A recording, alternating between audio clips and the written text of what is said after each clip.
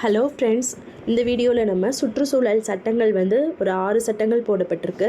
அந்த 6 சட்டங்கள் என்னென்ன அப்படிங்கிறத வரிசையாக பார்த்துடலாம். இதெல்லாம் ப்ரீவியஸ் இயர் கொஸ்டினில் கேட்டிருக்காங்க. ஸோ இந்த பேஜ் எங்கே இருக்குது அப்படின்னா 9th எக்கனாமிக்ஸில் ஃபஸ்ட்டு லெசனாக கொடுத்துருக்காங்க, சாப்டர் 1. ஸோ லாஸ்ட் இருந்து போகலாம். வனவிலங்கு பாதுகாப்பு சட்டம் இது நம்ம நிறையா பிளேஸில் பார்த்துருப்போம், படிச்சிருப்போம். 1972. ஸோ விலங்கு மற்றும் பறவைகளுக்கு பாதுகாப்பு கொடுக்கறத பற்றி சொல்கிறது தான் வனவிலங்கு பாதுகாப்பு சட்டம்.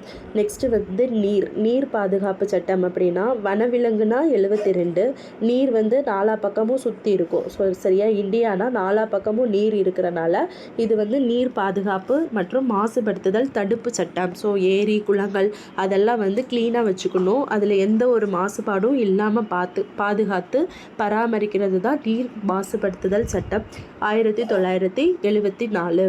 ஸோ வனவிலங்கு பாதுகாப்புங்கிறது 72.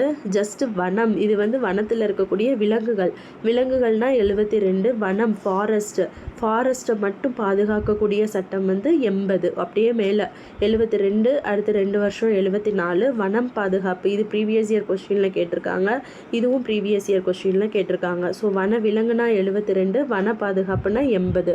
இது ஃபாரஸ்ட்டை அழிக்காமல் அந்த காடுகள் சார்ந்த மரம் நல்லபடியாக வளர்க்கணும், அதை ஊக்கப்படுத்தணும். அதுதான் சுற்றுச்சூழல் அப்படிங்கிறது 86. இது நான் சரௌண்டிங்கில் இருக்கக்கூடிய எல்லா சுற்றுச்சூழலுக்கும் மேம்படுத்துவதற்கான அதிகாரம் வழங்குறது.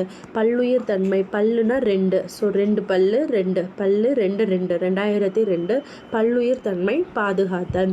அப்புறம் பசுமை தீர்ப்பாயம், பசுமை அப்படின்னா 10, பசுமை 10. ஸோ பச்சை பசேர்னு இருக்கக்கூடிய அந்த பசுமை 2010 சுற்றுச்சூழல் பாதுகாப்பு, காடுகள் மற்றும் இயற்கை வளங்களை பாதுகாக்கிறது. ஸோ இவ்வளோ தான் ஃப்ரெண்ட்ஸ், ஈஸியாக ஞாபகம் வச்சுக்கலாம். பசுமைனா 2010, பல்லுயிர்னா 2002, சுற்றுச்சூழல்னா 86, வனம் பாதுகாப்புனா 80, நீர்னா 4 பக்கமும் இருக்கும் 74, வனவிலங்குனா 72. ஸோ வீடியோ ஃபாலோ பண்ணுங்கள், நல்லா படிங்க. தேங்க்யூ.